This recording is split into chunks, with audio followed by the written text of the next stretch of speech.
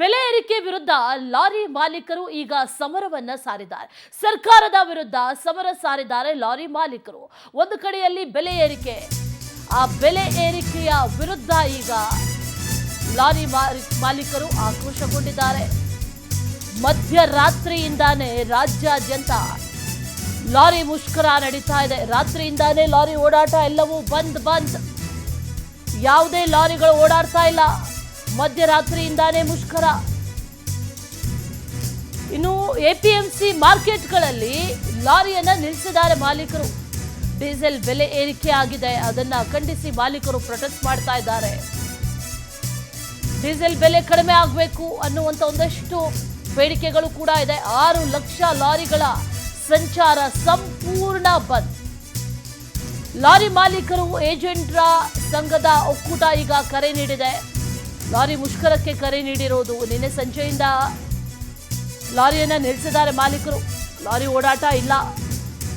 ಯಾವುದಕ್ಕೆ ಬೇಕು ಅಂತಂದ್ರೂ ಲಾರಿ ಓಡಾಟ ಇಲ್ಲ. ಸರಕು ಸಾಗಣೆಗೆ ಬಳಕೆ ಆಗ್ತಾ ಇದ್ದಂತ ಲಾರಿಗಳ ಸಂಚಾರ ಎಲ್ಲವೂ ಕೂಡ ಬಂದ್ ಆಗಿದೆ. ಪ್ರಮುಖ 5 ಬೇಡಿಕೆಗಳನ್ನು ಇಟ್ಕೊಂಡಿದ್ದಾರೆ, ಮುಷ್ಕರವನ್ನ ನಡೆಸ್ತಾ ಇದ್ದಾರೆ.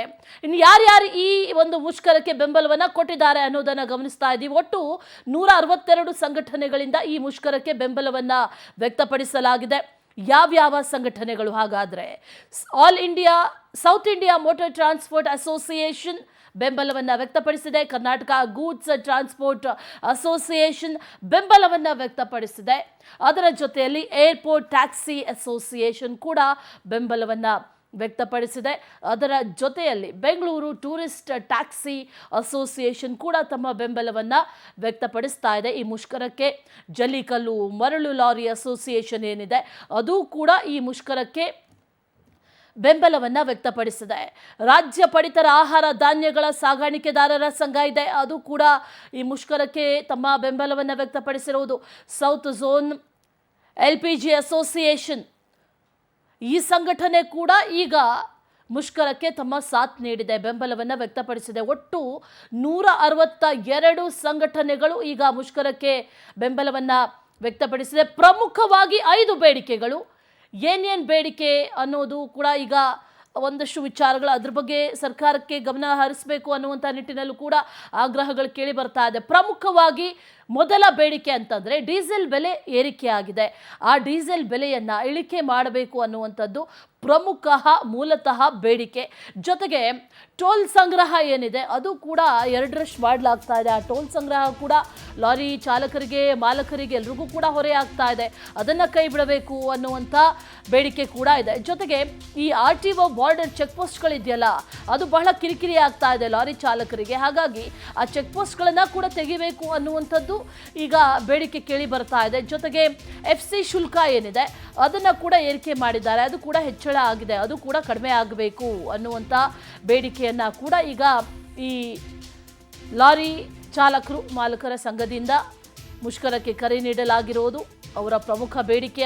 ಅದರ ಜೊತೆಯಲ್ಲಿ ಸರಕು ಸಾಗಣೆ ವಾಹನ ನಿರ್ಬಂಧ ಏನಿದೆ ಆ ನಿರ್ಬಂಧವನ್ನು ಕೂಡ ಹಿಂಪಡಿಬೇಕು ಅನ್ನುವಂಥ ನಿಟ್ಟಿನಲ್ಲೂ ಕೂಡ ಈಗ ಇವರ ಬೇಡಿಕೆಗಳನ್ನು ಮುಂದಿಟ್ಟಿದ್ದಾರೆ. ಒಟ್ಟು 5 ಪ್ರಮುಖ ಬೇಡಿಕೆ. ಈ ಬೇಡಿಕೆಗಳನ್ನು ಸರ್ಕಾರ ಈಡೇರಿಸಬೇಕು. ಈಡೇರಿಸೋವರೆಗೂ ಕೂಡ ನಾವು ಮುಷ್ಕರವನ್ನು ಕೈ ಬಿಡೋದಿಲ್ಲ ಅನ್ನುವಂಥ ನಿಟ್ಟಿನಲ್ಲಿ ಈಗ ಹೇಳ್ತಾ ಇದ್ದಾರೆ. ಮಧ್ಯರಾತ್ರಿಯಿಂದ ಕೂಡ ರಾಜ್ಯಾದ್ಯಂತ ಲಾರಿ ಮುಷ್ಕರ, ಯಾವುದೇ ಲಾರಿಗಳು ಓಡಾಟವನ್ನು ನಡೆಸ್ತಾ ಇಲ್ಲ. ನಿನ್ನೆ ಸಂಜೆನೇ ಎಲ್ಲ ಲಾರಿಗಳು ಬಹುಶಃ ನಿಂತು ಹೋಗಿದೆ. APMC ಮಾರ್ಕೆಟ್ ಅದು ಅಲ್ಲಿ ಗಮನಿಸ್ತಾ ಇದ್ದೀವಿ, ಎಲ್ಲ ಲಾರಿಗಳನ್ನು ನಿಲ್ಲಿಸಿದ್ದಾರೆ.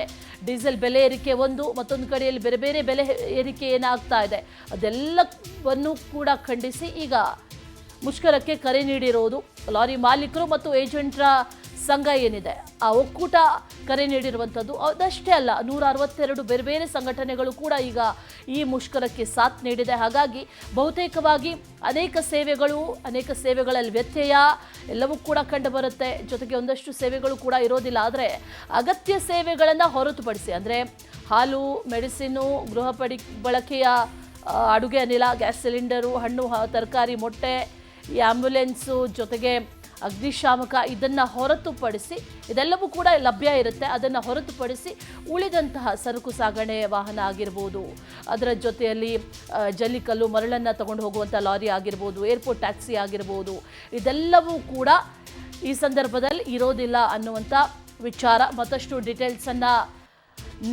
ನೀಡ್ತಾರೆ ನಮ್ಮ ಪ್ರತಿನಿಧಿ ಮಂಜುನಾಥ್ ಸಕ್ರ ನೇರ ಸಂಪರ್ಕದಲ್ಲಿ ಜಾಯಿನ್ ಆಗ್ತಾ ಇದ್ದಾರೆ. ಮಂಜುನಾಥ್, ಇವತ್ತು ಲಾರಿ ಮುಷ್ಕರಕ್ಕೆ ಕರೆ ನೀಡಿದ್ದಾರೆ. ಯಾವ ರೀತಿಯಲ್ಲಿ ಬಂಧನ ಎಫೆಕ್ಟ್ ತಟ್ಟುತ್ತೆ, ಜೊತೆಗೆ ಯಾರ್ಯಾರು ಸಾಥ್ ನೀಡಿದ್ದಾರೆ, ಇವ್ರ ಬೇಡಿಕೆಗಳೇನು, ಸರ್ಕಾರ ಇದನ್ನ ಪರಿಗಣನೆಗೆ ತೆಗೆದುಕೊಳ್ಳುವಂತಹ ಸಾಧ್ಯತೆ ಏನಾದರೂ ಇದೆಯಾ? ಡೀಟೇಲ್ಸ್ ಅನ್ನು ಕೊಡೋದಾದ್ರೆ ಮಂಜುನಾಥ್. ಅಶ್ವಿನಿ, ಏನು ಡೀಸೆಲ್ ದರ ಏರಿಕೆಯಿಂದ ಲಾರಿ ಮುಷ್ಕರಕ್ಕೆ ಅನಿರ್ದಿಷ್ಟ ಮುಷ್ಕರಕ್ಕೆ ಕರೆಯನ್ನು ಕೊಡಲಾಗಿತ್ತು. ಸೊ ಅದರಂತೆ ಇವತ್ತು ಮಧ್ಯರಾತ್ರಿಯಿಂದನೇ ಕೂಡ ಲಾರಿಗಳು ನಿಂತಿರುವಂಥದ್ದು. ಸದ್ಯ ನಾನು ಇವಾಗ ಯಶವಂತಪುರದ APMC ಮಾರುಕಟ್ಟೆಯಲ್ಲಿದ್ದೀನಿ. ಸೊ ನೀವು ನೋಡ್ಬೋದು, ಅಂದರೆ ಹೊರ ರಾಜ್ಯಗಳಿಂದ ಬಂದಂತಹ ಲಾರಿಗಳು ಸೇರಿದಂತೆ ಸಾಕಷ್ಟು ಲಾರಿಗಳು ಕೂಡ ಇವತ್ತು ಇಲ್ಲಿ ಕಂಪ್ಲೀಟ್ ಬಂದು ನಿಂತಿರುವಂಥದ್ದು. ಯಾಕಂದರೆ ಕಳೆದ 6-7 ತಿಂಗಳಲ್ಲಿ ಸುಮಾರು ₹5.50 ಏರಿಕೆ ಮಾಡಲಾಗಿತ್ತು. ಸೊ ಅದರಿಂದ ಎಲ್ಲೋ ಒಂದು ಕಡೆ, ಯಾಕಂದರೆ ಲಾರಿಗಳು ಒಂದು ಸಾರಿ ಏನಾದರೂ ಡೀಸೆಲ್ ಹಾಕಕ್ಕೆ ಹೋದರೆ ಸುಮಾರು ಒಂದು 50-60 ಲೀಟರ್ನ ಹಾಕ್ತಾರೆ. ಕೇವಲ ಇದು ಒಂದು ಸರಿ ಹಾಕಿದ್ರೆ ಅವ್ರಿಗೆ ಸುಮಾರು ಒಂದು ₹5,000-6,000 ಹೆಚ್ಚಳ ಆಗುತ್ತೆ. ಸೊ ಹಾಗಾಗಿ ಕೂಡಲೇ ಡೀಸೆಲ್ ಏನು ಏರಿಕೆ ಮಾಡಿದ್ರೆ ಅದನ್ನ ನಿಲ್ಲಿಸಬೇಕು ಅಂತೇಳಿ ಸರ್ಕಾರಕ್ಕೆ ಡೆಡ್ಲೈನ್ ಅನ್ನು ಕೊಡಲಾಗಿತ್ತು. ಒಂದು ವಾರ, ಒಂದು 8-10 ದಿನಗಳ ಕಾಲ ಸಮಯವನ್ನು ಕೊಡಲಾಗಿತ್ತು. ಆದರೆ ಸರ್ಕಾರ ಇವ್ರಿಗೆ ಏನು ಒಂದು ಲಾರಿ ಮುಷ್ಕರ ಕೊಟ್ಟಿದ್ರು, ಅವ್ರಿಗೆ ಯಾವುದೇ ಒಂದು ಬಂದು ಅವ್ರನ್ನ ಕರೆಸಿ ಮಾತಾಡುವಂಥ ಕೆಲಸ ಕೂಡ ಮಾಡಿರಲಿಲ್ಲ. ಸೊ ಹೀಗಾಗಿ ಅವರು ಇವತ್ತು ಮಧ್ಯರಾತ್ರಿಯಿಂದಲೇ ನಾವು ಮುಷ್ಕರ ಮಾಡ್ತೀವಿ ಅಂತ ಹೇಳಿದ್ರು. ಸೊ ಅದರಂತೆ ಲಾರಿ ಮುಷ್ಕರಕ್ಕೆ ಈಗ ಎಲ್ಲ ಲಾರಿಗಳು ನಿಂತಿರುವಂಥದ್ದು. ಜೊತೆಗೆ ಪ್ರಮುಖವಾಗಿ ಒಂದು 5 ಬೇಡಿಕೆಗಳನ್ನು ಇಟ್ಟಿದ್ರು. ಅಂದರೆ ಮೊದಲನೇದಾಗಿ ಡೀಸೆಲ್ ಬೆಲೆಯನ್ನು ಕಡಿಮೆ ಮಾಡಬೇಕು. ಜೊತೆಗೆ ರಾಜ್ಯಗಳಿಂದ ಹೊರ ರಾಜ್ಯಕ್ಕೆ ಹೋಗುವಂಥ ಸಂದರ್ಭದಲ್ಲಿ ಅಲ್ಲಿ RTO ಅಧಿಕಾರಿಗಳು ಟೋಲ್ ಅನ್ನು ಅಥವಾ ಅವ್ರು ನಮಗೆ ಸರ್ಟಿಫಿಕೇಟ್ ಕೊಡಬೇಕಾದ್ರೆ ಅಲ್ಲೂ ಕೂಡ ಜಾಸ್ತಿ ನಮಗೆ ಹೊರೆ ಆಗ್ತಾರೆ ಅಂತ ಹೇಳಿದ್ರು. ಜೊತೆಗೆ ಏನು FC ಫಿಟ್ನೆಸ್ ಸರ್ಟಿಫಿಕೇಟ್ ಇದೆ, ಫಿಟ್ನೆಸ್ ಸರ್ಟಿಫಿಕೇಟ್ ಮಾಡಿಸ್ಬೇಕಂದ್ರೂ ಕೂಡ ಕೆಲವೊಂದೊಂದು ಕಡೆ ಒಂದೊಂದು ರೀತಿಯಲ್ಲಿ ಅಮೌಂಟ್ ತಗೋತಾರೆ, ನಮಗೆ ಕಿರುಕುಳ ಜಾಸ್ತಿ ಆಗ್ತಾ ಇದೆ ಅಂತೇಳಿ ಸುಮಾರು ಒಂದು 8-10 ಬೇಡಿಕೆಗಳನ್ನು ಇಟ್ಟು ಸರ್ಕಾರ ಮುಂದಿಟ್ಟು ನಾವು ಅನಿರ್ದಿಷ್ಟ ಪ್ರತಿಭಟನೆ ಮಾಡ್ತೀವಿ, ಹೋರಾಟ ಮುಷ್ಕರಕ್ಕೆ ಕೊಡ್ತೀವಿ ಅಂತೇಳಿ ಹೇಳಿದ್ರು. ಆದರೆ ಸರ್ಕಾರ ಇವ್ರಿಗೆ ಕೇವಲ ಅಷ್ಟೆಲ್ಲ ಟೈಮ್ ಕೊಟ್ಟರು ಕೂಡ ಸರ್ಕಾರ ಬಂದು ಇವ್ರನ್ನ ಕರೆದು ಮಾತಾಡಿಸಿ ಈ ರೀತಿ ಮಾಡಬೇಡಿ ಅಂತೇಳಿ ಅವ್ರನ್ನ ಕರೆದು ಮಾತಾಡಿಸುವಂಥ ಕೆಲಸ ಮಾಡಿಲ್ಲ. ಸೊ ಹಾಗಾಗಿ ಇವತ್ತು ಅನಿರ್ದಿಷ್ಟ, ಅಂದರೆ ಇವತ್ತು ಮಧ್ಯರಾತ್ರಿಯಿಂದನೇ ಕೂಡ ಲಾರಿಗಳು ನಿಂತಿರುವಂಥದ್ದು. ಜೊತೆಗೆ ಇವತ್ತು ಕೂಡ ಯಾಕಂದರೆ ಹೊರ ರಾಜ್ಯಗಳಿಂದ ಸಾಕಷ್ಟು ಸರಕು ಬರ್ತವೆ, ಈರುಳ್ಳಿ, ಈ ರೀತಿ ಜನರು ದಿನನಿತ್ಯ ಬಳಕೆ ಮಾಡುವಂಥ ವಸ್ತುಗಳು ಬರ್ತವೆ. ಆದರೆ ಇಂಥ ಸಮಯದಲ್ಲಿ ಇವತ್ತು ಎಲ್ಲೂ ಹೋಗಲಿಲ್ಲ ಅಂದರೆ ಮತ್ತಷ್ಟು ಜನರಿಗೆ ಸಾಕಷ್ಟು ಸಮಸ್ಯೆ ಆಗುತ್ತೆ. ಯಾಕಂದರೆ ಸರಕು ಸಾಗಾಟ ವಾಹನಗಳು ಒಂದು ವೇಳೆ ನಿಂತ್ಕೊಂತು ಅಂತಂದರೆ ಜನರಿಗೆ ಯಾವುದೇ ಸಿಗೋದಿಲ್ಲ, ಐಟಮ್ಗಳು ಸಿಗೋದಿಲ್ಲ. ಸೊ ಈಗಾಗಲೇ ಬೆಲೆ ಏರಿಕೆಯಿಂದ ಜನರು ಒಂದು ಕಡೆ ತತ್ತರಿಸಿ ಹೋಗಿದ್ದಾರೆ. ಮತ್ತೆ ವಾಹನಗಳು ನಿಂತಲ್ಲೇ ನಿಂತ್ಕೊಂಡ್ಬಿಟ್ರೆ ಮತ್ತೆ ಮಾರುಕಟ್ಟೆಗೆ ಐಟಮ್ ಯಾವುದು ಬರೋದಿಲ್ಲ, ಸಾಕಷ್ಟು ಸಮಸ್ಯೆ ಆಗುತ್ತೆ. ಸೊ ಹೀಗಾಗಿ ಎಲ್ಲೋ ಒಂದು ಕಡೆ ಸರ್ಕಾರ ಇವ್ರನ್ನ ಏನು ಈ ಲಾರಿ ಅಸೋಸಿಯೇಷನ್ ಇದ್ದಾರೆ ಅವ್ರನ್ನ ಕರೆಸಿ ಮಾತಾಡುವಂಥ ಕೆಲಸ ಮಾಡಬೇಕಾಯಿತು. ಆದರೆ ಇದುವರೆಗೆ ಕೂಡ ಸರ್ಕಾರ ಇವ್ರನ್ನ ಕರೆಸಿ ಮಾತಾಡುವಂಥ ಕೆಲಸ ಮಾಡಿಲ್ಲ. ಸೊ ಹೀಗಾಗಿ ಇವತ್ತು ಸಾಕಷ್ಟು ಪ್ರಮಾಣದಲ್ಲಿ ಲಾರಿಗಳು ಹೊರಗಡೆ ಹೋಗದಂತೆ ಈಗಾಗಲೇ ಬಂದಿರೋ ಗಾಡಿಗಳು ಒಂದು ಕಡೆ ಇಲ್ಲೇ ನಿಂತಿದ್ರೆ ಮತ್ತಷ್ಟು ಲಾರಿಗಳು ಎಲ್ಲೂ ಹೊರಗಡೆ ಹೋಗ್ತಾ ಇಲ್ಲ. ಕೇವಲ ಯಾವುದೆಲ್ಲ ಲೋಡ್ ಆಗಿದೆ, ಅನ್ಲೋಡಿಂಗ್ ಅಷ್ಟೇ ನಡೀತಾ ಇದೆ. ಇನ್ನು ಮಿಕ್ಕಂತೆ ಇಲ್ಲೇ ಯಶವಂತಪುರ ಮಾರುಕಟ್ಟೆಯಲ್ಲಿ ಸುಮಾರು 100 ಹೆಚ್ಚು ಲಾರಿಗಳು ಇಲ್ಲೇ ನಿಂತಿರುವಂಥದ್ದು. Ashwini, yes right Manjunath. ಅದರ ಜೊತೆಯಲ್ಲಿ ಈಗ ಎಲ್ಲ ಲಾರಿ ಮಾಲೀಕರು, ಅದರ ಜೊತೆಯಲ್ಲಿ ಏಜೆಂಟ್ಗಳು, ಈ ಸಂಘಟನೆಗಳು ಇದಕ್ಕೆ ಮುಷ್ಕರಕ್ಕೆ ಸಾಥ್ ನೀಡ್ತಾ ಇದೆಯಾ? ಯಾಕಂದರೆ ಎಷ್ಟರ ಮಟ್ಟಿಗೆ ಸಕ್ಸಸ್ ಆಗುತ್ತೆ ಅನ್ನುವಂಥ ವಿಚಾರ ಒಂದು ಕಡೆ ಆದರೆ, ಮತ್ತೊಂದು ಕಡೆಯಲ್ಲಿ ಒಂದು ವೇಳೆ ಸರ್ಕಾರ ಇವ್ರ ಬೇಡಿಕೆಗಳನ್ನು ಈಡೇರಿಸದೆ ಹೋದರೆ ಮುಂದಿನ ದಿನಗಳಲ್ಲಿ ಯಾವ ರೀತಿ ಮುಷ್ಕರ ತಿರುಗಬಹುದು ಅಥವಾ ಯಾವ ರೀತಿ ಮಾಡ್ತಾರೆ ಅನ್ನುವಂಥ ಪ್ಲಾನ್ ಇದೆ? ಅದರ ಬಗ್ಗೆ ಏನಾದ್ರು ಡೀಟೇಲ್ಸ್ ಇದೆಯಾ? ಅಶ್ವಿನಿ, ಈಗಾಗಲೇ ಏನು ಲಾರಿ ಮುಷ್ಕರಕ್ಕೆ ಏನು ಕರೆ ಕೊಟ್ಟಿದ್ರು, ಇದರಲ್ಲಿ ಅಂದರೆ ಒಂದಿಷ್ಟು ಗೊಂದಲ ಉಂಟಾಗಿರುವಂಥದ್ದು. ಅವರಲ್ಲೇ ಈ ಅಸೋಸಿಯೇಷನ್ ಏನಿದೆ, ಅಸೋಸಿಯೇಷನಲ್ಲಿ ಅಧ್ಯಕ್ಷರು ಮತ್ತು ಗೌರವಾಧ್ಯಕ್ಷರು ಏನಿದ್ದಾರೆ, ಅಧ್ಯಕ್ಷರು ಅಷ್ಟೇ ಕೇವಲ ಮುಷ್ಕರಕ್ಕೆ ಕರೆ ಕೊಟ್ಟಿರೋದ್ರು. ಅದರಂತೆ ಕೇವಲ ಅಂದರೆ ಅವರ ಏನು ಇಲ್ಲಿ 2 ಬಣಗಳಾಗಿದೆ, ಅಂದರೆ ಅಧ್ಯಕ್ಷರು ಮತ್ತು ಗೌರವಾಧ್ಯಕ್ಷರು ಅಂತೇಳಿ. ಗೌರವಾಧ್ಯಕ್ಷರು ಇದಕ್ಕೆ ಮುಷ್ಕರಕ್ಕೆ ಅವರದೇ ಆದಂತಹ ಒಂದು ಸಂಘಕ್ಕೆ ಕರೆ ಕೊಟ್ಟಿಲ್ಲ, ಸಾಥ್ ನೀಡಿಲ್ಲ. ಸೊ ಹಾಗಾಗಿ ಅವರ ಟೆಂಪೋಗಳು, ಲಾರಿಗಳು ಏನಿದಾವೆ ನಾವು ಇನ್ನೊಂದು ದಿವಸ ಮತ್ತೊಂದು ದಿನ ದೊಡ್ಡ ಮಟ್ಟದಲ್ಲಿ ಸರ್ಕಾರಕ್ಕೆ ಎಚ್ಚರಿಕೆಯನ್ನು ಕೊಡುವಂಥ ಕೆಲಸ ಮಾಡ್ತೀವಿ, ಇಲ್ಲಾಂದರೆ ನಾವು ಇನ್ನೂ ಬೇರೆ ಏನೋ ಪ್ಲಾನ್ ಮಾಡ್ತೀವಿ ಅಂತ ಹೇಳಿ. ಸೊ ಇವಾಗ ಏನು ಲಾರಿ ಅಸೋಸಿಯೇಷನ್ ಅಧ್ಯಕ್ಷ ಷಣ್ಮುಗಪ್ಪ ಅವರು ಕರೆ ಕೊಟ್ಟಿದ್ದಾರೆ, ಅದರಂತೆ ಇವತ್ತು ಕೆಲವೊಂದಿಷ್ಟು ಲಾರಿಗಳು ನಿಂತಿದ್ದಾವೆ, ಕೆಲವೊಂದಿಷ್ಟು ಲಾರಿಗಳು ಓಡಾಡ್ತವೆ ಅನ್ನೋದಕ್ಕಿಂತ ಕೇವಲ ಅಂದರೆ ಇವರ ಏನು ಮುಷ್ಕರಕ್ಕೆ ಕರೆ ಕೊಟ್ಟಿದ್ರು, ಸರ್ಕಾರ ನಮ್ಮನ್ನು ಮಾತಾಡಿಸ್ಬೇಕು ಅಂತ ಹೇಳಿದ್ರು.